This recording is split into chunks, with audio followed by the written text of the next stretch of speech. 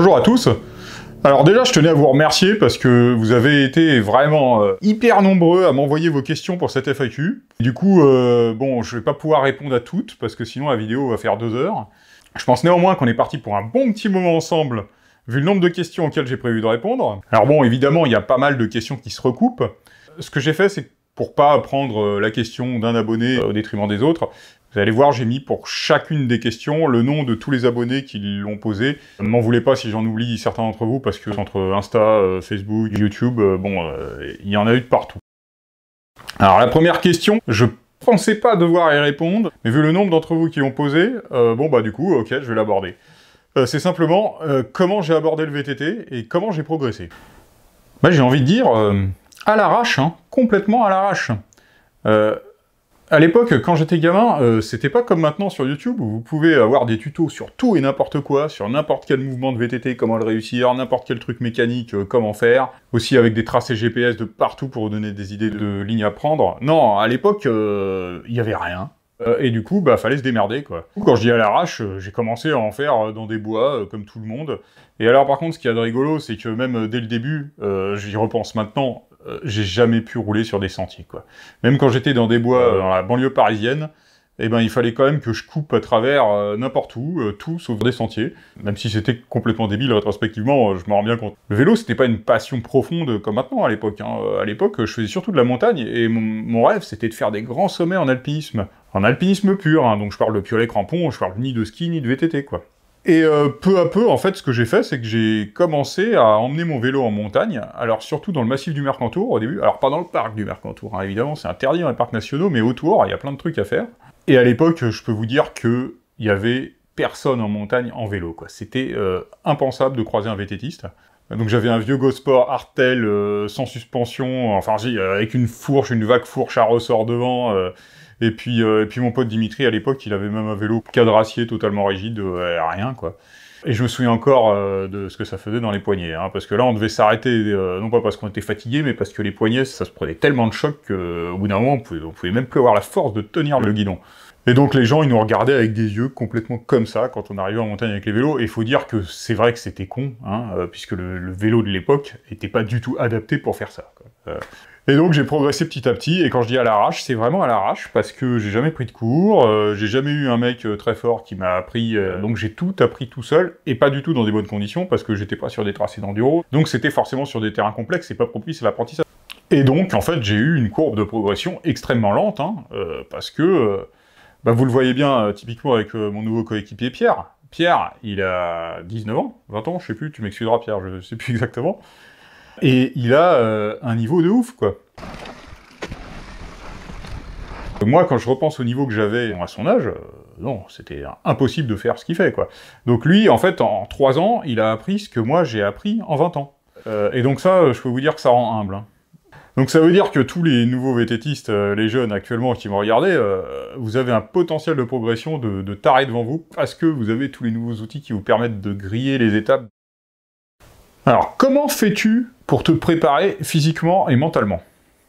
Là aussi, je pense que ma réponse, ça va en surprendre plus d'un. Eh ben, à l'arrache aussi. En fait, je suis pas du tout un sportif. Laissez-moi m'expliquer. Je déteste faire du sport pour du sport. Par exemple, vous n'allez pas me voir m'entraîner à faire des tours en vélo pour garder le cardio. Vous n'allez pas me voir faire un footing. Vous n'allez pas me voir faire des pompes. Ou alors, vraiment, vaguement, pour garder un peu la forme, quoi. Pour moi, le sport, c'est pas une fin, c'est un moyen. C'est-à-dire que c'est un moyen de ressentir des plaisirs intenses en haute montagne. Mais je fais pas du sport pour la réussite sportive. Et donc en fait, tout ce qui me motive, c'est des buts à atteindre en montagne. C'est une ligne à faire qui a jamais été faite. C'est d'aller à un endroit où on n'est pas censé être avec son vélo. Mais le reste, mais non, non. Donc en fait, il n'y a pas de préparation physique. Il y en a pas du tout. Et j'ai envie de dire... La préparation physique, c'est bien quand tu cherches à faire des records, des chronos, de la compète. Là oui, parce que tu te mesures à d'autres, t'as un classement à la fin, et le but c'est d'être en haut et pas en bas, quoi. Moi, le but c'est d'être en haut et pas en bas, mais juste en haut de la montagne. Et il n'y a pas besoin d'être timé et d'avoir un chrono pour faire ça. Si j'y arrive, si je suis un peu plus à la ramasse un jour et que je mets plus de temps parce que je suis crevé, que je suis pas hyper bien préparé, eh ben tant pis. Mais le tout c'est de le faire. Là je suis parfait pour faire une petite sieste. Et surtout, on néglige, on sous-estime totalement les capacités du corps humain. C'est-à-dire que Faut pas oublier qu'on est des animaux à la base. On est fait pour aller courir en pleine nature, on est fait pour faire des dizaines et des dizaines de bornes tous les jours. On est fait pour porter des charges, on est fait pour bouger. Là, la façon dont on vit actuellement, assis à un bureau, devant un ordinateur, sur notre canapé, mais c'est totalement pas naturel, faut en avoir conscience. Donc on est fait pour bouger. Même si des gens bougent pas du tout, notre corps, il s'en souvient. Il a des millions d'années d'évolution quand même qui l'ont amené à la morphologie qu'il a, quoi. Même si ça régresse hein, depuis quelques temps. Et du coup, ce que je dis souvent, c'est n'importe qui, et entendez-moi bien, n'importe qui est capable de faire 1000 mètres de dénivelé en portant son foutu vélo. Il suffit juste d'avoir le mental pour. Bon, ça va jusque-là. Tais-toi, hein. Laisse-moi tranquille. J'ai de nouveaux muscles. Je savais pas qu'ils existaient, ceux-là. Mais votre corps, même pas entraîné, il est capable. Alors oui, il y en a qui vont arriver en haut plus à la ramasse que d'autres, ça c'est sûr.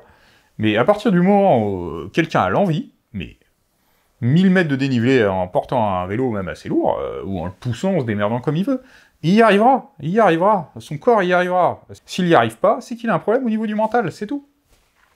Après, pour aller au-delà, oui, il faut quand même un peu plus de conditions physiques. Au-delà de 1000 mètres de portage, ça devient plus dur, et quand on arrive à des 2000 mètres, là, ça devient franchement extrêmement dur. J'ai envie de dire, la limite, c'est plus 1006, 1007, si on veut faire du 1006, 1007 de portage et plus, là, oui, il faut commencer à avoir un entraînement, parce qu'on peut plus y arriver comme ça, quoi. D'accord. Mais après, mon entraînement, c'est toutes les sorties que je fais au fur et à mesure de la saison, quoi, tout simplement, quoi. Et alors, pour la préparation mentale, bon, non, hein, il n'y a pas de préparation mentale, hein. Je veux dire... Moi, ça me fait plaisir de monter là-haut, hein. J'ai pas peur d'y aller. Si j'avais peur, j'irais pas. Alors, question suivante. Quelle a été ta pire frayeur en montagne? J'ai envie de dire que j'ai pas eu souvent peur en montagne, parce que réellement, je suis chez moi là-haut, quoi. Je suis aussi à l'aise sur un sommet à 3000 mètres avec des cailloux partout que si j'étais sur mon canapé à regarder un film. Je me sens vraiment à la maison, quoi. On peut le dire, hein, c'est franchement hostile. Putain, mais je me sens bien, quoi. C'est chez moi, là, quoi. C'est dur à décrire, mais c'est assez jouissif, hein, franchement. Par contre, des fois, j'ai eu peur. Et j'ai eu peur pour des raisons objectives, pour le coup. Je vais vous en raconter juste une, hein, qui est la pire qui m'est arrivée, où j'ai failli y laisser ma peau, hein, réellement, et où, paradoxalement, c'était pas du tout le truc le pire que j'ai fait, mais de très très très loin. En fait, ça s'est passé sur un sommet de même pas 2000 mètres. Cette année-là, il faisait glacial de chez glacial. Et on est parti faire ce sommet, mais par le jour le plus froid de l'année. De mémoire, il devait faire entre -20 et -30 au départ, quoi. En plein jour, pas de nuit. Hein. Mais là, à l'esprit de groupe, j'étais avec deux potes, et on voulait absolument aller faire un truc en vélo, même si c'était complètement débile, il faut bien l'avouer. J'avais prévu de faire un parcours d'arête, et ce que je me disais, et c'est là où j'ai fait une erreur fondamentale, c'est que la neige, elle allait être ventée sur les crêtes, et donc elle allait être dure, et donc on allait pouvoir rouler dessus avec les vélos. Donc on est parti comme ça, avec de la neige on s'enfonçait, mais je me disais, en haut ça va être bon. Donc on est parti, on est arrivé sur l'arête, et il faisait un froid, mais de taré, c'est-à-dire qu'on était vraiment équipés. Et malgré ça, on avait froid, mais vraiment extrêmement froid. Et le truc, c'est qu'arrivé en haut de l'arête, on aurait dû faire demi-tour, clairement. Mais là, il y a mes deux potes, dont Dimitri, hein, qui me disent « Ah, allez, on va aller jusqu'au sommet, là-bas. » Et puis moi, je me suis dit intérieurement, tu vois, c'était tellement un sommet petit qu'en fait, il y avait une route qui arrivait au pied de ce sommet. Et je me suis dit, bah, c'est pas grave, en fait. Au pire, si ça passe pas, on prendra la route pour redescendre. Donc on continue, on y va. On rame dans la neige comme des Russes, quoi. Et arrivé en haut, eh ben, je me rends compte qu'en fait, l'arête est pas du tout faisable, quoi. Et pire que ça, la route que je comptais prendre pour redescendre en cas de problème, ah bah en fait c'était qu'une énorme congère, et en fait on s'enfonçait encore plus sur la route que sur l'arête. Et donc là, le problème c'est qu'on était en plein hiver, le soleil était en train de se coucher, et en fait on avait fait énormément de marches pour nous amener sur un point où il n'y avait aucun moyen de descendre rapidement. C'est-à-dire qu'en fait c'était une grande montagne évasée, là, et du coup, quelle que soit la phase qu'on prenait pour descendre, on en avait pour très longtemps, mais vraiment, mais largement plus tard que la nuit, quoi. Donc en fait là, on était complètement piégés. On commence à amorcer la descente par l'arête que je voulais prendre, et sauf que là, là ça roulait pas du tout, on s'enfonçait, et à un moment, enfin on voyait bien que le soleil était en train de se coucher, quoi. Donc on sort tous nos téléphones, moi là il commence à y avoir un sacré dilemme de survie, quoi. Qu'est-ce qu'on fait, quoi? On appelle le PGHM, ou pas, et là en fait tous nos téléphones étaient morts de froid. C'est posé la question d'abandonner les vélos, pour vous dire à quel point on en était. Et en fait, à ce moment-là, j'ai mon pote, pas Dimitri, mais un autre pote, qui était encore plus bourrin que lui. En fait, on était totalement épuisés, quoi. On n'arrivait plus à avancer, quoi. Et on voyait bien que si on s'arrêtait, et par moins 30 degrés avec la nuit, franchement, tu tiens pas longtemps. Et donc, le pote, là, dont je parle, qui s'appelait Sébastien, et en fait, il a eu un regain d'énergie, et il s'est mis à chanter à tue-tête et à faire la trace, quoi. C'était... En fait, moi et Dimitri, on n'arrivait plus à avancer, là, on se relayait pour faire la trace, et là, mon pote, il s'est mis à chanter, mais il chantait même pas, en fait, il gueulait, c'était vraiment de l'énergie qui venait au fond de lui. Et il a continué à faire la trace. Sans lui, on n'aurait pas pu continuer, quoi, en fait. Et donc, on le suivait péniblement dans ses pas, jusqu'à ce qu'on finisse... Bon, la nuit a tombé, hein, on était dans le noir, heureusement, on avait les frontales, et on a fini par atteindre le versant que je voulais atteindre, parce que là, j'avais visé le versant le plus direct, où il y avait un endroit où ça commençait à descendre très raide. Et là, on a descendu la face extrêmement raide, qui n'avait pas permis de descendre très vite, voire même de descendre en roulant. Et en plus, cette partie de la descente, on était de nuit dans la neige, sur un sentier avec un à-pic d'un côté, juste avec la lumière de la frontale, et du coup, on avait envie d'arriver en bas tellement vite qu'on a tout pris en VTT, fallait pas qu'on se vote, quoi. Donc voilà, et donc on est arrivé en bas... complètement mort, on avait des stalactites qui nous pendaient des narines, des paupières, des trucs, on était gelés complètement, mais on était en vie. Mais honnêtement, c'est pas passé loin, quoi. Alors, question suivante. Penses-tu que tu as été un précurseur? Pas du tout. Dans une de mes vidéos, j'expliquais ce que c'était que le freeride et quel était l'état d'esprit qu'avait un freerider, ou en l'occurrence je parlais de moi évidemment, quel était l'état d'esprit que j'avais quand je partais en montagne. Et je parlais de l'esprit pionnier. Mais avoir un état d'esprit pionnier, ça veut pas dire qu'on est fondamentalement un pionnier ou un précurseur en l'occurrence. Les vrais précurseurs, ils ont commencé à faire du VTT en montagne bien avant moi. Je vais vous donner un petit exemple. Il y a quelques temps, quelques années maintenant, hein, un gars qui habitait en Ariège, je crois, Louis Verjon, qui m'a contacté, qui avait vu des articles dans les journaux de mes descentes récentes dans les Pyrénées, et qui voulait discuter avec moi tout simplement parce que, bah là, maintenant, il commençait à être un peu vieux, le monsieur, hein, mais à l'époque, enfin à l'époque où je suis né, en fait, et ben lui, il était en train de faire du mountain bike sur les plus hauts sommets de la planète, quoi. Et il m'a envoyé des articles que je vais vous mettre là. Regardez l'année, là. 87, en 87, ce gars-là, il a descendu la Concagua en VTT. Donc la Concagua, le plus haut sommet d'Amérique du Sud, et qui est à pratiquement 7000 mètres d'altitude, quoi. Avec des vélos, bon bah voilà quoi, vous voyez sur les photos. Donc lui, c'est un précurseur. Moi, je suis un précurseur très modeste, hein, comparé à des types comme ça. C'est-à-dire que là, c'était la mission, c'était l'aventure, ce qu'il faisait. Moi, quand j'ai commencé le vélo en montagne, évidemment, j'en ai parlé au début, il n'y avait pas le matos d'aujourd'hui. Évidemment, il y avait très peu de monde en montagne. Oui, j'ai fait des lignes et des sommets que personne n'avait descendu en VTT. Là, il y a bien évidemment un petit aspect précurseur, mais fondamentalement, c'est infiniment plus facile de faire ce que je fais maintenant qu'en 87. Ah. Donc ne pas confondre l'état d'esprit avec lequel on part, c'est un état d'esprit effectivement d'ouvrir des lignes et tout ça, avec le fait d'être fondamentalement le précurseur d'une discipline. Hein. Alors, quel conseil donnerais-tu pour débuter le vélo de montagne? Et est-ce que tu peux donner des sommets pour débuter? Pour le coup, ma réponse, elle va en décevoir certains. C'est une question qu'on me pose souvent. Voilà, j'ai beaucoup de gens qui me contactent pour me demander si je peux leur donner un sommet pour débuter le freeride, ou une ligne, ou même des coordonnées GPS, voilà. Ma réponse, elle va être simple, et je m'en excuse d'avance, mais non. Non, mais clairement non. Si quelqu'un a besoin que je lui donne un nom de sommet et une ligne à descendre en lui expliquant tout, mais en fait, c'est que tout simplement, cette personne-là, elle n'a pas le niveau pour faire ça, tout simplement. Parce que le freeride en haute montagne, je veux dire, trouver l'itinéraire et le sommet, mais c'est la moitié du travail, quoi. C'est pas juste descendre. Ça, c'est, j'ai envie de dire, c'est la partie la plus facile, quoi. Le plus compliqué, c'est de trouver sa ligne. Bon, vu d'ici, ça va poser quelques problèmes. Donc cette partie-là, il faut la contourner. Parce que là, la neige, aujourd'hui, je pensais pas du tout qu'il y aurait autant de neige. Et elle est très dure. L'itinéraire logique, ce serait de monter la goulotte, traverser après, choper l'arête, monter au sommet. Et même pas le plus compliqué.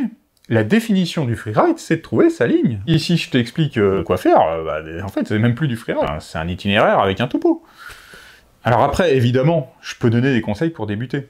Mais le conseil principal, il va pas plaire aux VTTistes non plus. Parce qu'en fait, pour faire du vélo de montagne, faut surtout savoir faire de la montagne. C'est le slogan de ma chaîne. Je dis que je ne fais pas de vélo en montagne, je fais de la montagne à vélo. Je ne fais pas de vélo en montagne, je fais de la montagne à vélo. Ça a l'air d'être une phrase pour faire le malin, mais non, en fait, tout est résumé dans cette phrase. C'est toute la différence qu'il y a entre un bike park et du freeride en haute montagne. C'est-à-dire que faire du vélo en montagne, ça veut dire que l'action principale, c'est de faire du vélo, et la montagne, c'est un cadre. C'est du bike park, c'est un tracé d'enduro balisé, voilà. Ça n'a rien à voir avec la discipline du vélo de montagne ou du freeride en montagne, qui est de faire de la montagne à vélo. C'est-à-dire de la montagne. On fait de la montagne avant tout. Le vélo n'est pas le but, le vélo c'est un moyen. C'est un moyen de descendre. C'est comme quand tu fais du ski de montagne. Tu fais de la montagne à ski, et le ski, c'est le moyen que tu as pour descendre. Mais souvent, tu dois monter avec des techniques d'alpinisme pour faire ta descente à ski. Et avant tout, ça nécessite des compétences de montagne. Le reste, c'est du bonus. D'où mon conseil, et mon seul et unique conseil, c'est si tu veux faire du vélo en montagne, eh ben, faut faire de la montagne. Et de la montagne sans vélo. C'est-à-dire, faut aller faire de la randonnée à pied. Après, quand de la randonnée à pied, c'est pas uniquement un truc au bord d'un lac en promenant le chien. Tu peux faire de la randonnée extrêmement physique, du trail, tu peux aller attaquer des sommets avec des bouts d'escalade, la rando alpine, on va dire, voilà.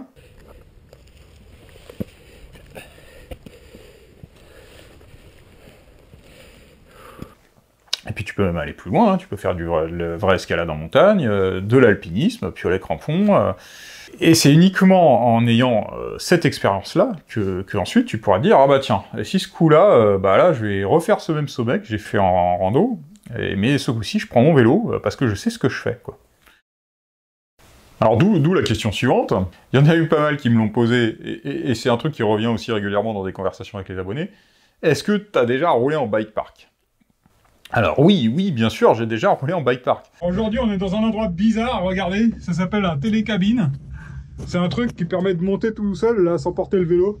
Après, ça dépend ce que vous appelez bike park. Il y a le bike park avec que des modules et que des sauts, auquel cas, je vais vous le dire franchement, et de toute façon, c'est pas un scoop, je suis nul en saut. Hein. C'est pas mon truc, je me suis jamais entraîné à ça.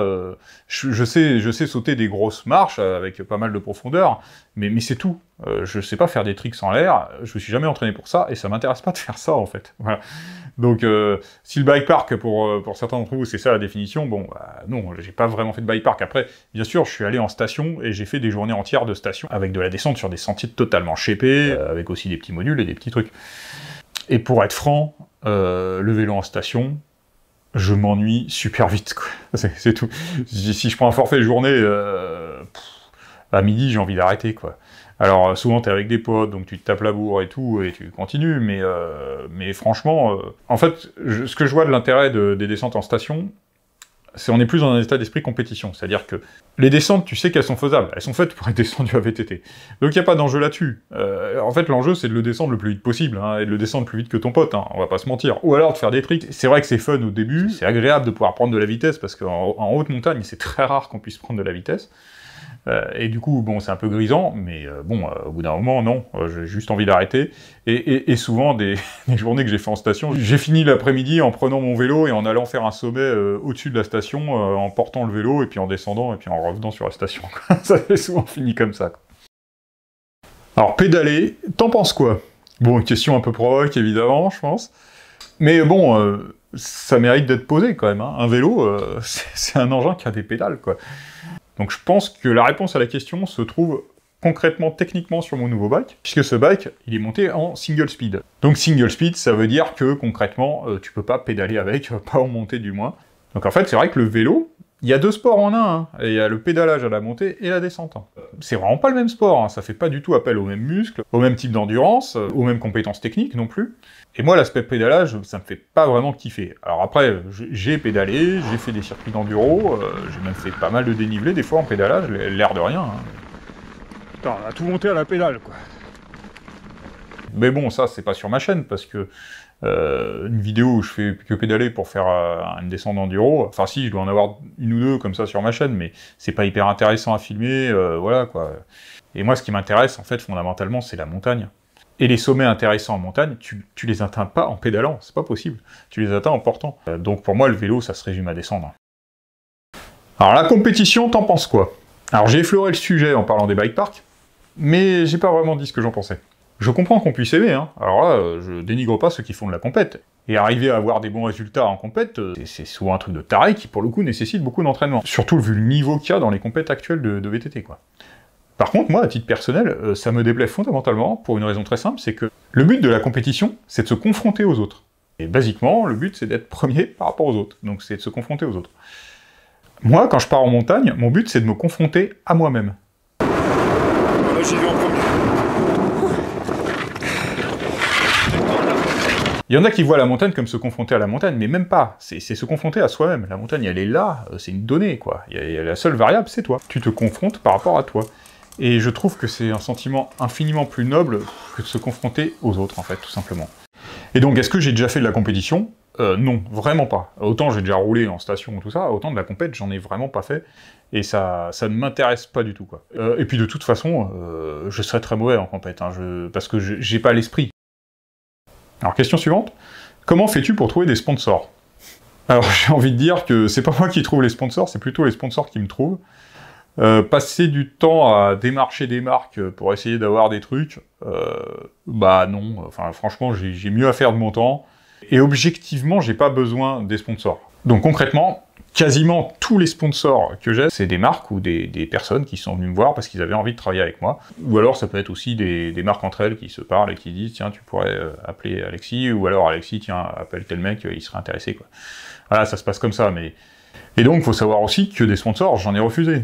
Parce que, pour moi, il ne faut pas que ce soit un obstacle à ce que je fais. C'est-à-dire que le but de mes vidéos, c'est pas de mettre en avant des marques. Hein, je le dis clairement, désolé pour les sponsors que j'ai, mais non, ils le savent. Concrètement, je ne fais pas des vidéos pour ça. Mes vidéos, je les fais pour me faire plaisir et faire plaisir à ma communauté. Il n'y a aucune autre raison. Et j'irai même plus loin. Je ne vais pas citer de marque, parce que j'ai pas envie de porter du tort à qui que ce soit. Mais on m'a proposé aussi de faire des tests de certains produits, on m'a donné des valeurs assez importantes d'équipement, un truc comme ça, et en les testant, ben ça s'est passé il y a moins d'1 an, hein. Et en les testant, j'ai trouvé que bah, c'était de la merde, tout simplement. Et j'ai expliqué à la marque, bah non, excuse-moi, je trouve que c'est des produits qui sont pas bons, je vais pas en faire la promotion sur ma chaîne juste parce que tu me les as donnés. Donc écoute, tu les reprends. Mais il est hors de question que je trompe mes abonnés en leur expliquant que tel truc c'est génial et qu'eux dépensent de l'argent, alors qu'en fait, et qu'en plus, il y a un lien de confiance aussi, quoi, je veux dire. J'ai pas envie de trahir la confiance de ma communauté, et tout ce que je dis sur ma chaîne, tout ce que je dis sur les réseaux, je le pense, voilà.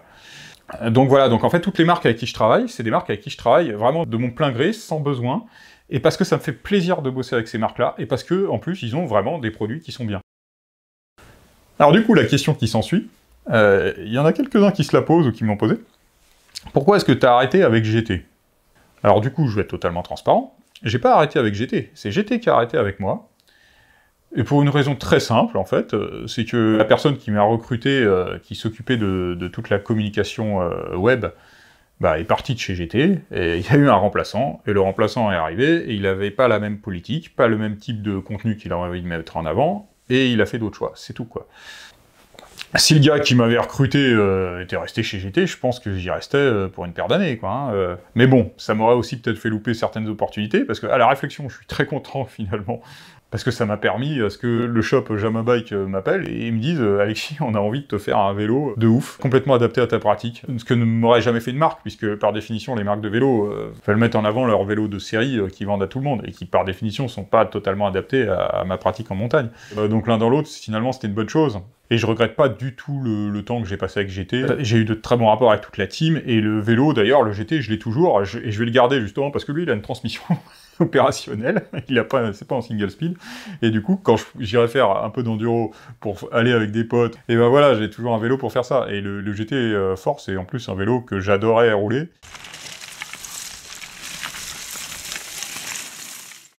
Alors, on change de sujet. Question suivante. Comment gères-tu le stress? Alors déjà, gérer le stress, c'est pas une bonne façon d'aborder le sujet, hein. C'est pas un truc qui se gère, qui se manage, qui se... Voilà, ça y est, j'ai drivé mon stress. Non, non, non. Le stress, j'ai un peu expliqué dans mes tutos sur la sécurité en montagne, c'est une information. C'est une information que te donne ton cerveau. Et donc, comme toute information, eh ben, il faut la prendre en compte. Donc en fait, tout simplement, bien sûr, ça m'arrive de stresser en montagne. L'orage se rapproche très vite. La montagne, le noir là, il est à 36 bornes. Réellement, en semaine de cul, pas de drone, rien là, effectivement.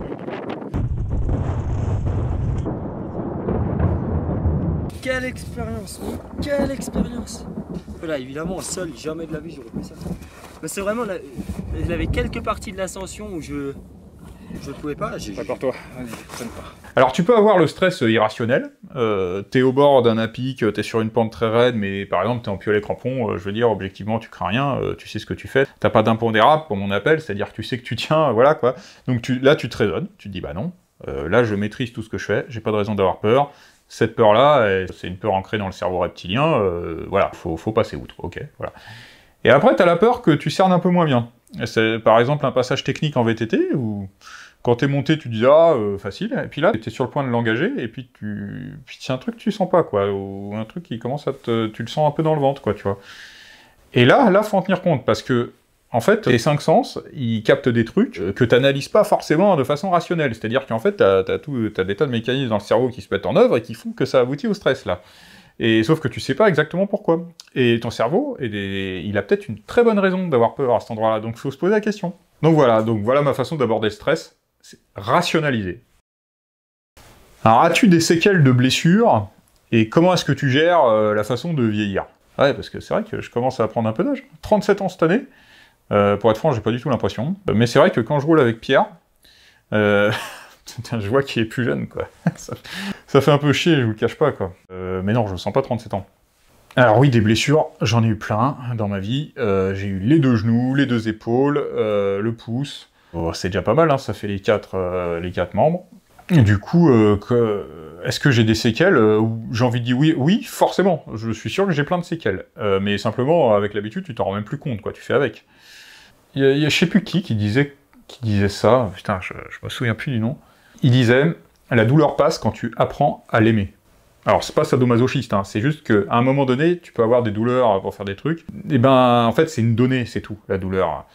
C'est une donnée d'entrée, voilà, elle est là, ben, il faut que tu arrives à l'apprécier, quoi. À te dire que, je sais pas, c'est quelque chose qui montre que tu es en vie, que tu es plein d'énergie, que tu fais des choses, voilà. Alors, c'est plus facile à dire qu'à faire, hein, il y a des douleurs qui sont handicapantes. Hein. Mais concrètement, voilà quoi, hein, des séquelles, oui, des douleurs, j'en ai aussi, depuis un certain temps, ben, faut faire avec, quoi. Là, j'en profite pour remercier tous les kinés qui m'ont accompagné au cours de toutes mes dernières années, là, parce qu'en fait, on le néglige souvent, c'est pas totalement considéré comme des médecins, c'est des études un peu à part et tout, mais en fait, les kinés ont la solution à beaucoup de choses. Quand il y a des articulations, des problèmes musculaires, des trucs qui fonctionnent mal, souvent on a envie soit de prendre un médoc, soit d'aller sur le billard, se faire charcuter en se disant voilà, c'est des solutions radicales, c'est binaire, et puis après ça fonctionne.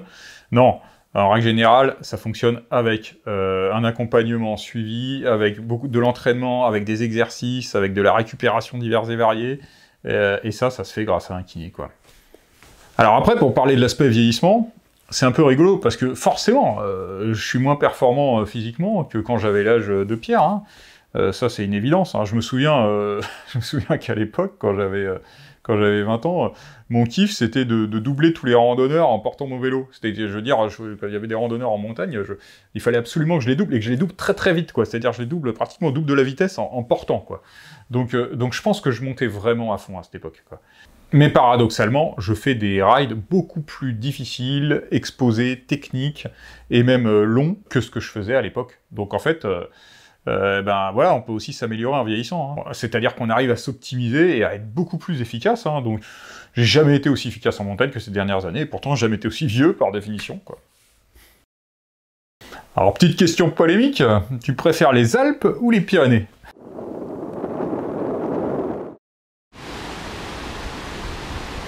Les Alpes, c'est tellement grand que ça n'a pas trop de sens. Il y a des coins des Alpes qui sont géniaux, il y a des coins des Alpes qui sont dégueulasses, hein, on va se le dire. Par contre, j'aime bien les Pyrénées pour un truc, clairement. Et ça fait maintenant 6 ans, bientôt 7 que je suis dans les Pyrénées. Et c'est encore des montagnes sauvages. Donc c'est moins haut que dans les Alpes, c'est plus compliqué d'accès, c'est plus dur de trouver des sommets où rider. Il y a beaucoup de marges d'approche. Il y a des zones qui sont pratiquement inaccessibles sans faire des bivouacs.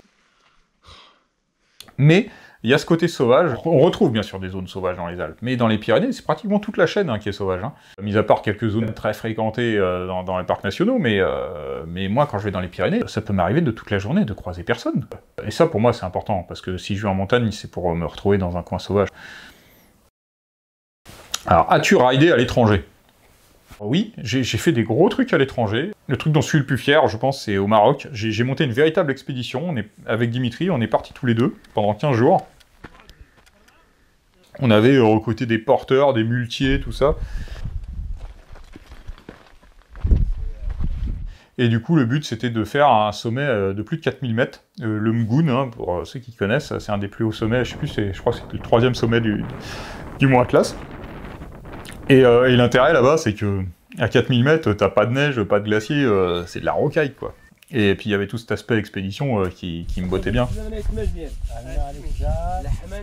C'était vraiment l'aventure, ce truc. Hein. On a fait plusieurs jours d'approche avec les mules qui nous transportaient les vélos et tout ça. Et je me suis aperçu qu'au bout d'un moment, les muletiers, ils kiffaient trop le truc aussi, parce que, en fait, nous, dans notre tête, on allait faire du freeride en VTT, mais eux, qui travaillaient avec les mules toute la journée, eux, dans leur tête, en fait, là, ils faisaient du freeride de mules. C'est-à-dire qu'ils disaient, putain, là, on va passer par ce col-là avec une mule, personne n'est jamais passé et tout ça, là, et ils faisaient le même kiff avec les bestiaux, quoi. Donc non, c'était assez rigolo. On a eu beaucoup de mésaventures. Par contre, tout ce que je regrette, c'est qu'à l'époque, je filmais, mais très peu, quoi. Et puis je filmais que des images vraiment de ride pur. Et du coup, en fait, j'en ai sorti 2 petites vidéos de 4 ou 5 minutes, quoi. Même pas.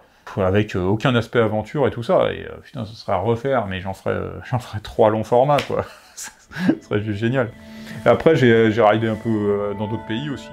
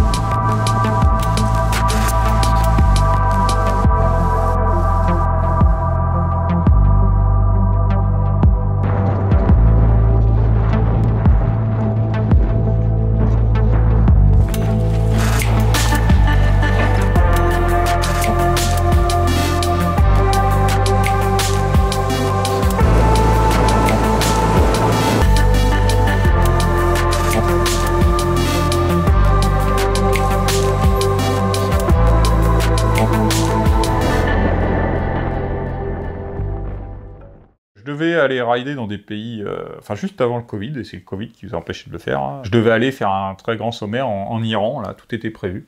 On était en train de régler les derniers détails, comme amener des drones en Iran. Alors, ce genre de truc devient vite un peu tendu, quoi. Et puis hop, Covid, donc voilà, raté. Mais je vous cache pas que dès que toutes ces histoires de Covid sont terminées, première chose que je ferais, c'est d'aller rider à l'étranger. J'ai plein de projets dont je vous parlerai peut-être un peu après. Alors, question suivante. Tu es visiblement le mentor de Pierre, donc on parle de Pierre Colpin là, et toi, qui a été ton mentor? C'est une bonne question parce que d'ailleurs, c'est ce que j'ai disais à Pierre il y a quelques temps. Je disais en fait, la montagne, ça s'apprend pas tout seul, ça s'apprend en règle générale avec un mentor. Quelqu'un qui va t'emmener et qui va t'expliquer petit à petit, au fur et à mesure de ce que tu fais avec lui, quoi. Bah moi, celui qui obéit à cette définition-là, bah, c'est tout simplement mon père, hein, qui est un montagnard acharné. Alors il fait pas du tout de vélo, il a jamais fait de vélo. Par contre, il a un excellent niveau en escalade, il a fait de l'alpinisme, il fait beaucoup de ski de rando, il a un excellent niveau en ski aussi, c'est lui qui m'a initié au ski de pentraide. Alors c'était un peu un apprentissage à la dure, hein, parce qu'à l'époque, il n'était pas question de s'arrêter pour faire des photos, des images, hein, c'est de l'alpinisme à l'ancienne, bon, on monte, il y a le timing, tout ce qui est pas de la montagne, c'est superflu, hein. Mais bon, ça m'a quand même donné le goût de la montagne. La seule chose qu'il n'a pas réussi à faire, ça va me donner le goût de l'escalade. Je parle de vraie escalade, c'est-à-dire avec une corde, un baudrier et en faisant des longueurs, quoi. J'en ai fait beaucoup avec lui, il est l'air de rien. J'ai fait des grandes voies dans les Alpes, dans le Mercantour notamment. Mais bon, à la réflexion, je pense que je trouvais ça trop statique. C'est-à-dire qu'en escalade, bah voilà, on est toute la journée dans une même voie, sur une même face, avec le même paysage. Et moi, je préférais des trucs plus dynamiques. Parce que c'est vrai que j'ai rapidement eu énormément de plaisir à faire du ski de pentraide, et puis après, encore après, je me suis mis au vélo. D'ailleurs, en fait, le vélo, j'ai commencé à pratiquer le vélo exactement comme on faisait du ski de rando. Et j'ai peu à peu glissé, sans jeu de mots, du ski vers le vélo. Après, si on peut parler de personnes que j'admire, bah, quand j'étais gamin, j'admirais les pionniers du ski extrême, hein, les gars comme Valençan, Tardivelle. Alors Tardivelle, il est arrivé un peu plus tard encore. Les gars comme Boivin aussi. C'était une époque où les exploits, on va dire, de sport extrême en montagne étaient vraiment médiatisés et suscitaient de l'intérêt. Pourtant, il n'y avait pas de GoPro, il n'y avait rien à l'époque, il n'y avait que des images pourries et tout. Mais il y avait un peu une course à qui allait faire les réalisations les plus folles, quoi. Mais c'était toujours la montagne qui était au centre, hein, ce qui n'est plus le cas maintenant. Hein. Quand vous voyez une vidéo, je vais pas citer le nom parce que sinon je vais me faire striker la vidéo puisqu'on a le droit de le dire nulle part, mais des vidéos de boissons énergétiques, par exemple, et ben le sujet c'est pas la montagne, hein, c'est le tricks que va pouvoir faire le gars qui descend, quoi. Donc c'est pas du tout le même esprit maintenant. Quel sommet emblématique as-tu gravi en tant qu'alpiniste? Donc là on parle pas de vélo, hein, soyons clairs. On parle d'alpinisme, donc vraiment de montagne. J'ai fait surtout des grands classiques des Alpes. Par exemple la Meige, la Barre des Écrins, la Grande Casse, le Râteau, le Mont Pourri. Et aussi j'ai fait des grands sommets, beaucoup plus grands, ceux-là, à l'étranger, notamment dans la Cordillère des Andes, où je suis monté à plus de 6000 mètres, en mode expédition, on était juste deux, hein, donc vraiment en autonomie, quoi. Et sinon j'ai fait aussi des sommets en Patagonie et au Kyrgyzstan, enfin pour parler des plus grands sommets, hein, parce que sinon je suis allé dans pas mal de pays. Alors, comment tu choisis les lignes que tu descends en VTT? Ceux qui commencent à me connaître, ils vont très bien savoir ce que je veux dire. Alors, je l'ai choisi de 3 manières. La carte et la carte. Là-bas, c'est ça. Hein, c'est de savoir lire une carte et plus que lire, imaginer la carte. En voyant une carte IGN au 25 millième, je suis parfaitement capable d'imaginer comment est le sommet, l'itinéraire, le terrain. Et avec la connaissance et l'expérience, j'arrive même à savoir quel type de cailloux je vais pouvoir rencontrer, tout ça. Des fois, je croise même avec des cartes géologiques aussi, mais la carte, c'est la base. Et après, tout le reste, c'est de la confirmation. C'est-à-dire que, bien sûr, j'utilise des nouveaux outils. Je vais aller sur Internet pour trouver des topos de randonnée à pied, souvent, pour voir des photos, pour bien confirmer que l'endroit est sympathique à descendre. Il m'arrive aussi de faire des recos à pied. Pour les vraiment gros sommets où je suis pas sûr du tout, j'ai pas envie de faire 2000 mètres de dénivelé pour rien, là je fais une reco à pied. Après j'ai envie de dire, tous les gars qui font du freeride, hein, que ce soit en ski, en VTT ou dans d'autres sports, quand on est en montagne, on regarde pas que la montagne sur laquelle on est, on regarde partout autour. Et souvent en regardant autour, on découvre d'autres possibilités qu'on n'aurait pas imaginées. Et la reco de cette arête, ça me permet aussi de regarder tout ce qu'il y a autour. Typiquement, tu vois là en face, je repère un sommet là, qui a pas l'air si mal. Alors c'est impossible à faire aujourd'hui évidemment, mais l'arête a l'air de passer. Donc voilà, faut être observateur. Mais de toute façon, quoi qu'il en soit, quel que soit ce que tu vois, ça finit sur la carte, avec des choix que tu fais en regardant tes courbes de niveau, tes lignes topo et tout ça, quoi. Alors tu préfères quoi, ski ou VTT? On l'a souvent posé cette question aussi. Et on va pas se mentir, une immense face de montagne vierge gavée de poudreuse, toi avec tes spatules aux pieds, je pense qu'il n'y a pas meilleur kiff en montagne.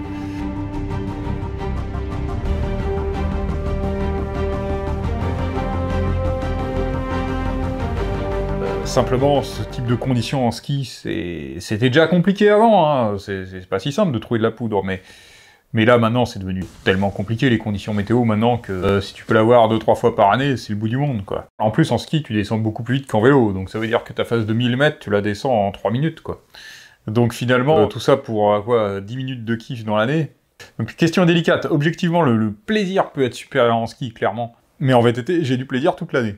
N'importe quelle sortie, quelles que soient les conditions, on peut trouver des super moments en VTT. On arrive aux questions polémiques. Alors, celles que beaucoup attendent, pour ou contre le VTT AE, VTT électrique. Cette question me pose un dilemme. Parce qu'en fait, y a plusieurs façons d'aborder le VTT électrique, quoi. J'ai des abonnés qui sont plus vieux que moi, qui ont des difficultés physiques, qui peuvent plus faire du sport comme avant, aller en montagne comme avant, qui m'ont déjà écrit à ce sujet-là. Évidemment, dans ce cas-là, si ça te permet de garder un niveau d'activité sportive et de faire des trucs que tu pourrais pas faire autrement, ouais, forcément, c'est un plus, quoi, oui. Par contre, le gars qui prend le VTT électrique, pour aller faire des trucs qui sont objectivement faisables en musculaire, alors truc très important, Il faut absolument cesser de parler de VTT musculaire. Ça vous choque pas, vous? VTT musculaire. Mais non, en fait, la définition d'un vélo, la définition d'un VTT, c'est que c'est un moyen de locomotion où on se déplace avec la pression des muscles des jambes. Donc un VTT, par définition, c'est musculaire. C'est un pléonasme de dire VTT musculaire. Donc faut cesser de dire ça. Par contre, un VTT électrique, où il y a une assistance qui peut être même parfois très poussée, quand même, hein. J'ai roulé en électrique, j'ai testé, je sais ce que ça fait. Tu le mets en mode turbo, bah t'appuies là, sur la pédale, tu fais... Je veux dire...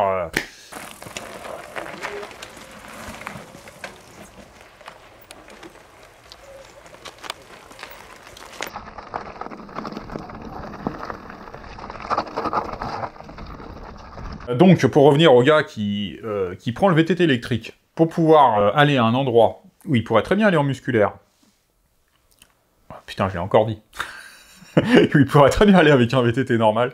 Je trouve que c'est un peu dans l'air du temps, c'est-à-dire dans l'air du temps où on veut tout de suite sans effort. Ah oui, le VTT électrique, ça permet d'aller plus haut, plus vite, avec beaucoup moins d'efforts, ouais. Mais tout ça, c'est des questions de degrés, c'est-à-dire que... Un enduriste qui a envie de faire plein de tours d'un circuit d'enduro, pourquoi pas? Mais un mec qui utilise le VTT électrique pour aller en montagne, mais ça colle pas avec l'état d'esprit du montagnard. L'état d'esprit d'aller en montagne et de faire de la montagne, c'est vraiment d'y aller par ses propres moyens. Pour prendre une analogie, si tu vas en haut du pic du Midi avec le téléphérique, t'as pas fait le pic du Midi. Si tu vas par contre en remontant par le couloir ouest en Alpi et que t'arrives en haut par tes moyens, oui là t'as fait le pic du Midi. T'as gravi le pic du Midi. Le gars qui monte en téléphérique n'a pas fait le pic du Midi, il est allé en haut du pic du Midi. Et du coup, c'est pareil avec le VTT électrique. Donc on va tout là-haut, Jeff. Je veux pas regarder. Après, me faites pas dire ce que j'ai pas dit, c'est-à-dire que je ne dis pas que faire du VTT électrique, c'est comme prendre un téléphérique. Bien sûr que c'est une activité sportive.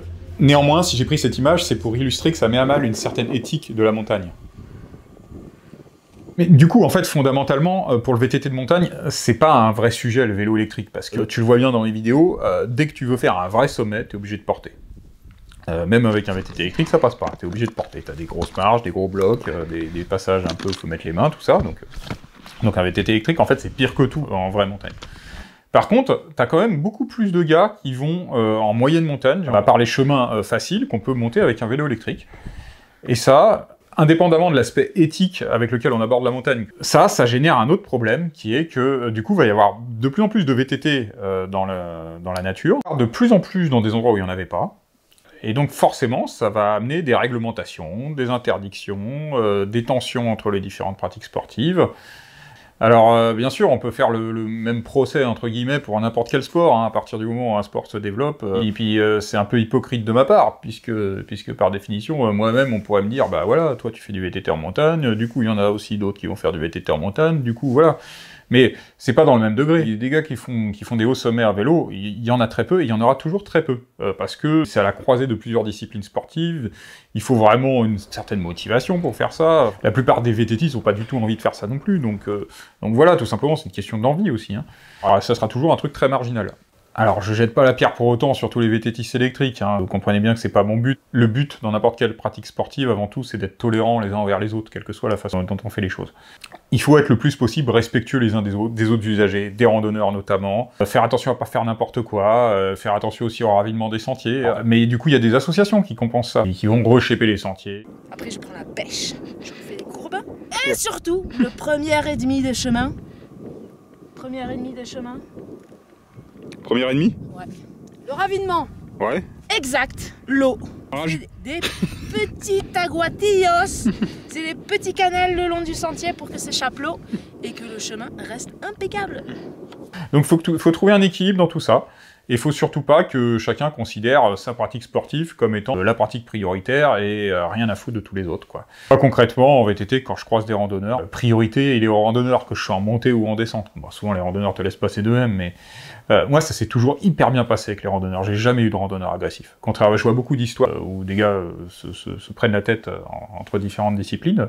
Je comprends pas, moi. Bravo. Non, après on s'est beaucoup, on faut arrêter de filmer donc. Ah merci, ça c'est cool, hein. On arrive. Donc voilà. Mon propos est donc plus nuancé, hein. J'ai ni pour ni contre le VTT électrique. Mais si je voudrais résumer tout ce que je viens de dire, ça serait en un mot, attention. Attention. Alors pour continuer dans cette veine un peu polémique, Ta pratique du VTT est-elle compatible avec le respect de l'environnement? Pour préserver quelque chose, pour éviter de le détruire, bah, il faut l'aimer. Il faut l'aimer. Tout le long de l'année, je reçois des messages de gens, d'abonnés, ou même pas d'abonnés, qui me disent que grâce à mes vidéos, ils ont découvert la montagne, et ils se sont mis à faire de la montagne. Et qui dit faire de la montagne, ça veut dire effectivement du monde en montagne, bien sûr, mais ça veut surtout dire des gens qui aiment la montagne, et donc qui veulent la préserver. Qu'est-ce que tu vas vouloir préserver? Quelque chose de théorique où tu n'es jamais allé et que tu connais pas? Quant à l'aspect VTT, effectivement, je pourrais très bien faire des vidéos de montagne où j'y vais en randonnée. Pourquoi pas? Mais qui est-ce qui me suivrait sur des vidéos de randonnée? Il y en aurait quelques-uns, bien sûr, mais pas beaucoup. Du coup, en fait, le VTT, ça se transforme en un moyen pour les gens, un véhicule pour faire découvrir la montagne à des gens qui la connaissent pas. Et j'ai envie de dire, peu importe le moyen, pourvu que le résultat soit là, quoi. C'est-à-dire d'arriver à faire partager ce qu'on aime, et j'espère aussi à faire partager certaines valeurs. Je partage entièrement toute l'éthique montagnarde. Ceux qui me suivent depuis longtemps le savent très bien. La montagne, je l'aime, et j'ai envie de la préserver, évidemment. J'ai aucune envie de l'abîmer, de la détruire, ou de la rabaisser à des terrains de jeu, comme on peut le voir dans certaines vidéos. D'ailleurs, le personnage principal de mes vidéos, c'est pas moi. Tous ceux qui me suivent l'ont constaté. C'est la montagne, le personnage principal.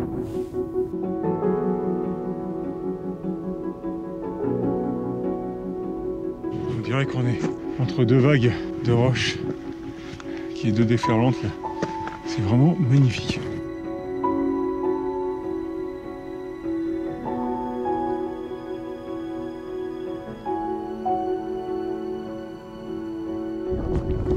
Voilà.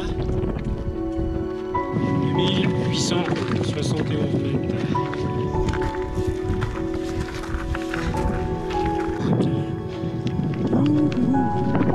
C'est bon.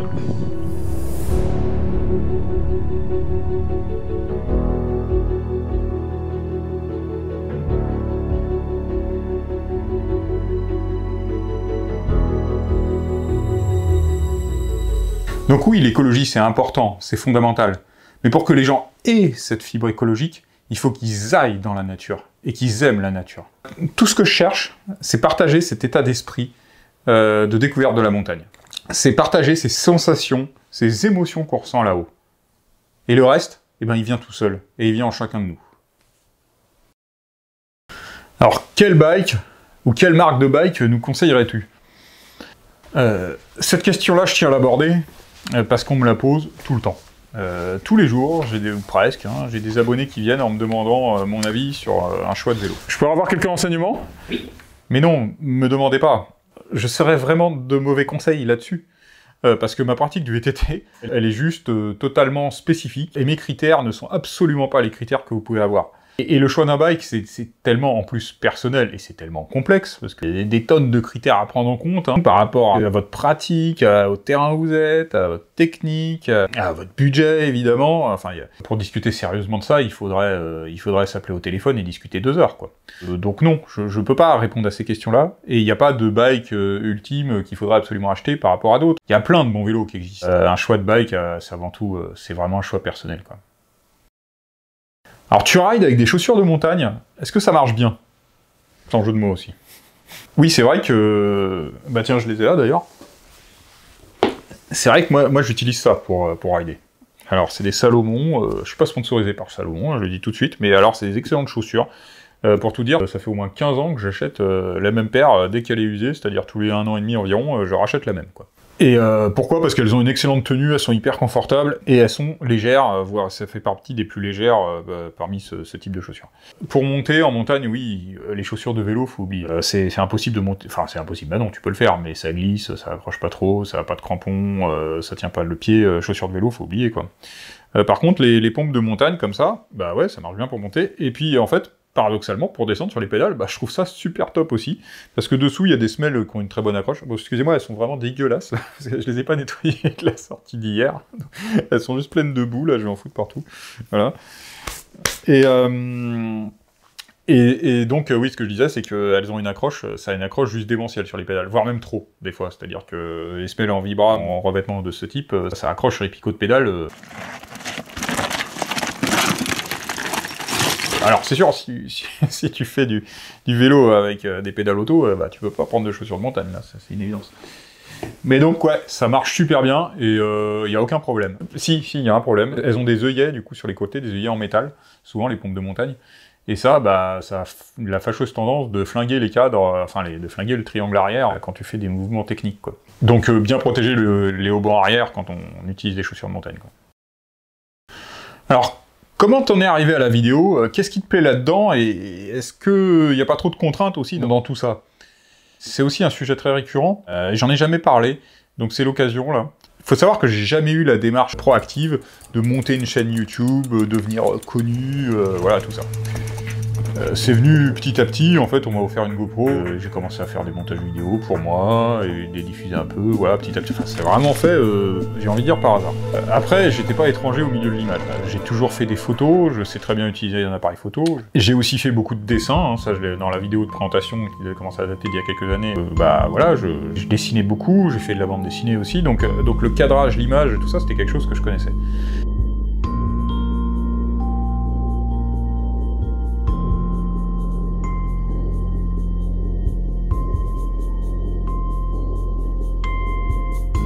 Après, faire des vidéos, je me suis rapidement pris au jeu. En fait, c'est la notion temporelle qui est intéressante. En fait, on capture des moments de temps et on s'amuse avec. Et ça, je trouve ça vraiment génial. Et quand on y réfléchit, il n'y a pas beaucoup d'occasions dans la vie où on peut jouer avec le temps, en fait. Et c'est assez génial, parce qu'en plus, quand c'est combiné, on vit des émotions fortes en montagne. Et le fait de capturer ces émotions par des petits bouts de vidéo, et ensuite, parce que les bouts de vidéo en tant que tels, il n'y a pas d'émotion dedans, et ensuite, tout l'art du montage vidéo, c'est de retranscrire ces émotions qu'on a ressenties, en faisant correctement le montage. Bien sûr, c'est artificiel, le montage, c'est un fonctionnement artificiel. Des fois, c'est même pas chronologique, les vidéos. Des fois, je prends des bouts de plans qui sont pris d'ailleurs, des trucs, je peux retourner un truc, un bruitage, enfin... Donc, bien sûr, il y a un côté artificiel. Mais ce qui compte, c'est que, en fait, la sensation que ça redonne, ça retranscrit tant bien que mal ce qu'on a ressenti. Et une fois qu'on en arrive là, c'est-à-dire que le temps, on a réussi à le retransformer en émotion, eh ben, on a réussi, et c'est assez jouissif. C'est un aspect qui est totalement différent de la montagne, du vélo, du plaisir qu'on peut avoir à rider, mais c'est un plaisir très intense aussi, quoi. Et quand on a réussi un super montage et qu'on regarde son export final, on a une satisfaction qui est à peu près du même niveau que la satisfaction qu'on peut avoir d'avoir fait une super ligne de ride, quoi. Du coup, moi, la vidéo, c'est pas du tout un ego trip, regardez ce que je fais, machin, tout ça. D'ailleurs, je mets aussi bien les autres en avant dans mes vidéos que moi-même. Je vous présente Jean-Hugues, un trialiste, un pur trialiste. Et pour tout vous avouer, j'ai jamais été très à l'aise devant la caméra. J'ai mis longtemps avant de retourner la caméra et de montrer mon visage. Et en fait, j'ai commencé à adopter cette démarche parce que vous le demandiez. C'est-à-dire que je me suis aperçu que, en fait, vous aviez envie de que je vous explique ce que je fasse, ce que je ressens en montagne. Après, c'est clair que c'est des contraintes en montagne de tourner.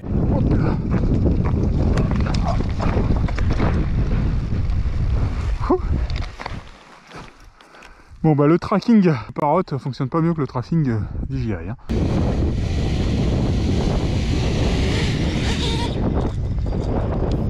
La question qu'on me pose souvent, est-ce que tu préférerais pas juste rider sans te préoccuper d'une caméra?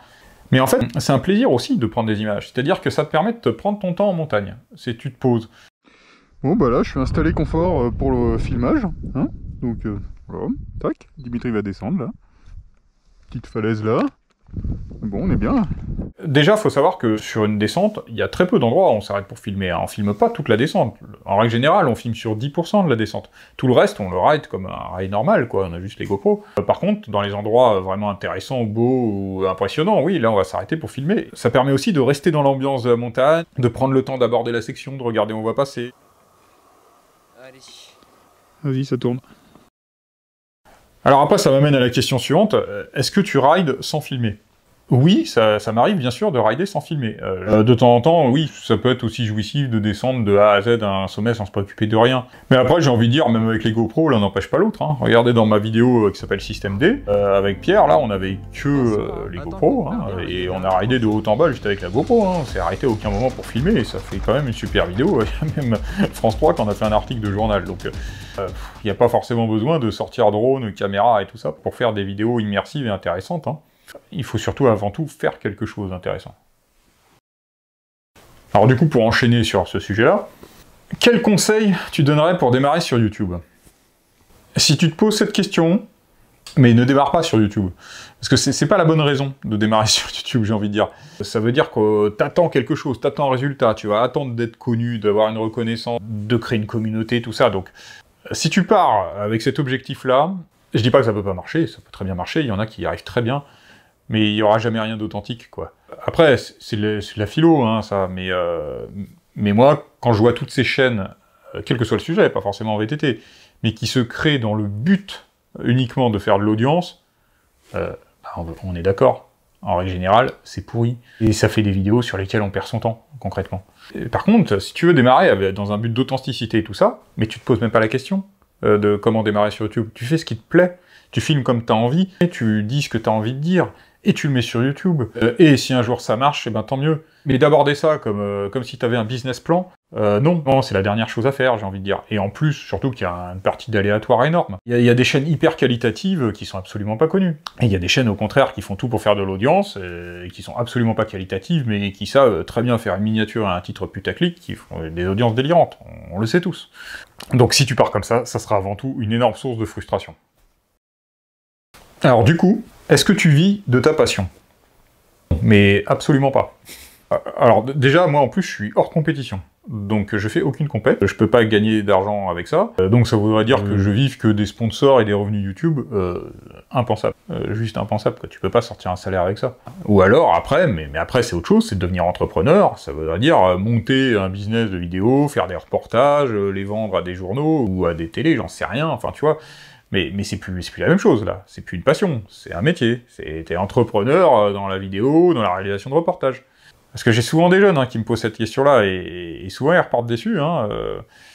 Tu vivras jamais du vélo. Faut absolument pas considérer que tu peux vivre du vélo. Et même si tu veux faire de la compète et que tu es super bon en compète, pour pouvoir en vivre, il faut être sur le podium, là. Et encore, sur le podium, t'es pas sûr d'en vivre correctement. Vous en connaissez comme moi, des riders très connus qui, tous les ans, vont lancer une cagnotte auprès de leurs abonnés pour essayer de leur financer leur saison, parce qu'ils ont pas une thune, quoi. Alors bien sûr, des number one comme Loïc Brony, oui, eux, ils en vivent, et ils en vivent très très bien. Mais combien par rapport aux millions de pratiquants? Je veux dire, on est sur des probabilités qui sont de l'ordre du loto, hein. Alors j'ai pas dit que c'était du hasard, hein. Les mecs qui sont en haut, ils sont pas pour rien non plus. Donc voilà, vivre du vélo, non, c'est pas un but, clairement pas. Alors ce que j'ai coutume de dire aussi souvent, c'est qu'une passion ne doit pas devenir un métier. C'est très simple, à partir du moment où c'est un métier, ça veut dire que tu gagnes ta vie avec, que tu gagnes de l'argent avec, et que tu manges grâce à ça. Mais du coup, ça signifie des obligations. Et une passion ne peut pas rimer avec obligation par définition. Enfin, je veux dire, si t'es obligé d'aller en montagne, eh ben c'est pas du tout la même dynamique que j'y vais quand j'ai envie. Et si j'ai pas envie d'y aller à ce moment-là, ou si la météo est pas bonne, ou si en ce moment j'ai envie de faire autre chose, c'est plus une passion, quoi. Et surtout, on a tendance à vendre le métier passion actuellement. Mais il ne faut pas confondre transformer sa passion en métier avec se passionner pour son métier. Ça n'a rien à voir. On peut très bien se passionner pour l'activité qui nous fait vivre. Moi, concrètement, à côté, alors je l'ai déjà dit dans ma vidéo de présentation, je suis directeur dans la publicité. Et concrètement, mon métier, j'aime bien, quoi. L'un n'empêche pas l'autre, on peut avoir une passion et être passionné par son métier. Et puis en plus, le bonus de ça, c'est qu'on a une vie qui est beaucoup plus riche. C'est comme si tu menais plusieurs vies en même temps. Et c'est sympa, quoi. En montagne, j'ai pas du tout les mêmes émotions que ce que je peux ressentir la semaine au boulot. Je pense que si j'avais du temps libre toute l'année et que j'allais en montagne toute l'année, au bout d'un moment, ça me gaverait, quoi. Alors, question suivante. Comment tu choisis tes compagnons de ride? Tout est une question de motivation. Enfin, de motivation du gars, quoi. Parce qu'il faut une raison valable pour aller là-haut. Et il y a beaucoup de gens qui veulent aller là-haut, mais pas pour les bonnes raisons. On n'y va pas pour se filmer. Ah, on se filme, mais c'est pas le but premier. On n'y va pas pour faire la course. On n'y va pas pour se la raconter. En fait, j'y vais pour une seule et unique raison, c'est pour me sentir vivant là-haut, en haute montagne. Et encore plus vivant au guidon du vélo. Moi, tous mes coéquipiers, c'est des mecs qui, quand on est en montagne, ce qu'ils me disent, c'est « Qu'est-ce qu'on est bien, là ?» C'est pas, ils me disent « Ah, je vais te cramer à la descente », tu vois. On est bien. On est bien. Et c'est un état d'esprit que je recherche dans les coéquipiers avec qui je partage ça. C'est royal quand même, hein. C'est vrai que c'est assez difficile de trouver des bons coéquipiers. Alors maintenant, j'ai plusieurs très bons coéquipiers avec qui je fais plein de trucs, mais de par le passé, oui, j'ai fait des sorties vélo avec des mecs qui avaient clairement pas le bon état d'esprit, quoi. Mais peu à peu, j'ai compris ça, et je choisis avec soin les personnes avec qui je roule. Du coup, ce qui m'amène à la question suivante, qu'on me pose, mais en permanence, est-ce que tu vas faire des sorties abonnées ? Ben, du coup, je viens d'y répondre. Alors je dis pas que tous ceux qui me demandent de faire des sorties montagne n'ont pas le même objectif que moi. Je dis pas ça. Mais c'est juste que il faut que je les connaisse, les personnes. Je vais pas emmener n'importe qui en montagne, comme ça, c'est juste pas envisageable. Parce que concrètement, ça c'est un métier, ça s'appelle être guide de montagne. Un coéquipier, c'est quelqu'un avec qui j'ai envie de partager quelque chose. C'est pas quelqu'un que j'amène. Je l'ai déjà fait 1 ou 2 fois, mais c'était avec des potes que je connaissais d'autres manières. Alors je sais, ça va faire beaucoup de déçus, mais non, je ne fais pas de sortie d'abonnés, et j'en ferai pas. Déjà, des sorties en groupe avec beaucoup de monde, c'est hors de question. Pour moi, je l'ai dit souvent, hein, le bon nombre en montagne, c'est 2, parce qu'à 2, tu fais les choses ensemble, alors qu'à plus, t'as un esprit de compétition qui arrive, quoi que tu veuilles. Et c'est surtout qu'à partir du moment où t'emmènes quelqu'un que tu connais pas dans un environnement hostile comme la montagne, bah, c'est aussi une responsabilité qui est juste énorme. C'est pas une rencontre abonnée comme tu peux faire avec un autre youtubeur, où tu fais rencontre abonnée en bike park, où tu montes en télésiège, chacun est responsable de lui-même, tu roules simplement sur le même trail, c'est pas ça. Une rencontre entre guillemets abonnée avec moi, ça serait pas du tout ça, ce serait moi qui prendrais la responsabilité de quelqu'un pendant une journée entière, et sans connaître la personne en plus avant. Donc concrètement, c'est pas rien. Mettez-vous aussi à ma place, un petit peu. Après, bien sûr, il y a des nouvelles personnes qui peuvent devenir des coéquipiers, mais il n'y en a pas beaucoup, quoi. Alors, une question que je m'attendais pas à recevoir, mais plusieurs d'entre vous l'ont posée, donc je vais l'aborder. C'est est-ce que mes proches sont inquiets pour ce que je fais? Mais pas du tout, absolument pas, parce que tous mes proches, en fait, partagent cette passion-là. Ma famille, ils sont des montagnards, donc ils savent très bien que je fais pas n'importe quoi en montagne, et eux-mêmes vont en montagne, donc on s'inquiète pas les uns pour les autres comme ça. Et j'ai envie de dire, la seule chose pour laquelle on doit être fondamentalement inquiète, c'est le trajet en voiture pour aller jusqu'à la montagne, hein. C'est ça le moment le plus dangereux. Et c'est là aussi où on contrôle le moins les choses, hein. Quand je suis sur un pierrier avec mon vélo, je sais à peu près ce que je fais, hein. Quand t'es au volant de ta bagnole à 90 sur une nationale, il peut y avoir plein d'impondérables que tu maîtrises absolument pas. Donc voilà, c'est exactement comme avec l'écologie, faut situer correctement le sujet, quoi. Quel est le plus grand défi que tu voudrais réussir dans la vie? Voilà, j'ai envie de parler de trucs que je pourrais jamais faire. Si j'y réfléchis... Le truc le plus inimaginable, ça serait par exemple le couloir Arenbein sur l'Everest, hein, qui a jamais pu encore être descendu en ski. Donc en fait c'est un couloir de ski extrême qui part du sommet de l'Everest et qui est extrêmement raide et extrêmement difficile et que personne n'a jamais réussi à descendre encore, hein. Il y a même un célèbre snowboarder, Marco Siffredi, qui est mort dedans il y a quelques années. Ça serait la réalisation de ski du siècle, hein. Bah, tu peux pas imaginer un truc plus grand, quoi. Alors, veux-tu continuer dans le cinéma? Donc, bon, évidemment, ça fait écho à la projection au cinéma de Me Survivre. Et voilà. Ça fait plaisir. Il faut savoir que c'était pas du tout prémédité, hein, de projeter ce film au cinéma, ça s'est fait de fil en aiguille en discutant avec certaines personnes.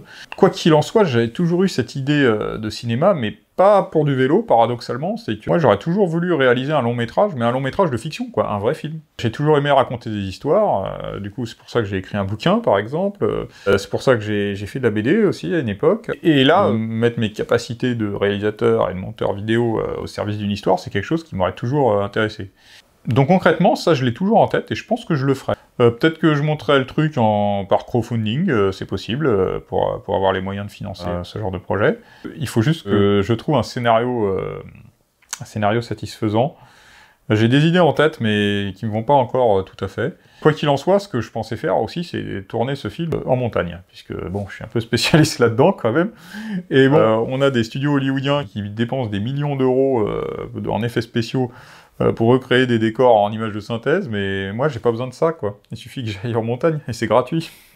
Donc je suis sûr que je pourrais faire un film vraiment spectaculaire, pas forcément de sport extrême, hein, mais qui se passe en montagne, spectaculaire du point de vue de l'image et tout, et sans avoir besoin de beaucoup de moyens pour ça.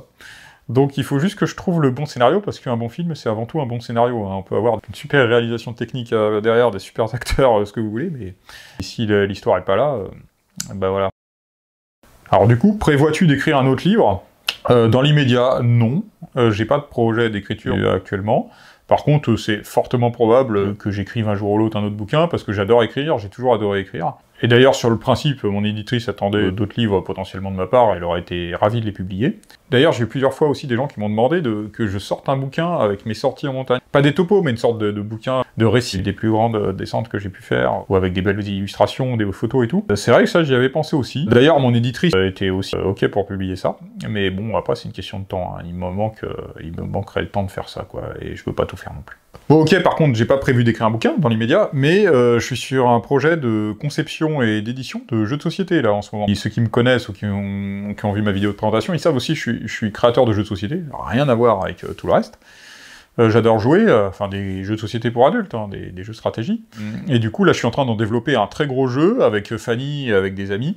J'ai envie de dire qu'on arrive au bout de la phase de création. D'ailleurs, le jeu, il a été sélectionné comme finaliste dans un concours de jeux du sud de la France, là, à Lacanau. Donc le jeu s'appelle Aether. C'est Ether en anglais. On est les premiers colons sur une planète hostile, et le but c'est d'être les premiers à récupérer suffisamment de ressources pour établir la première colonie. Ça peut sembler assez classique, on va dire, comme thématique, mais bon, non, les mécaniques de jeu sont réellement originales et assez novatrices, quoi. Et puis du coup, l'étape suivante, ça va être d'industrialiser ça, et on va le faire sous forme de crowdfunding. Du coup, ceux qui veulent suivre cette actu, ils peuvent aller sur la page Facebook qui est dédiée à ça, que j'ai mise en dessous. Alors, quels sont tes futurs gros projets de ride ? Et avant le Covid, j'avais plein de projets qui étaient en train de se monter et que j'ai dû annuler. Par contre, dès que le Covid est passé et qu'on peut prendre l'avion pour voyager, moi c'est clair, mon but ce serait d'aller en Amérique du Sud pour aller faire des très hauts sommets. Là on parle de plus de 6000 mètres en vélo. Je connais, j'y suis déjà allé, j'ai fait de l'alpinisme dans ces montagnes-là.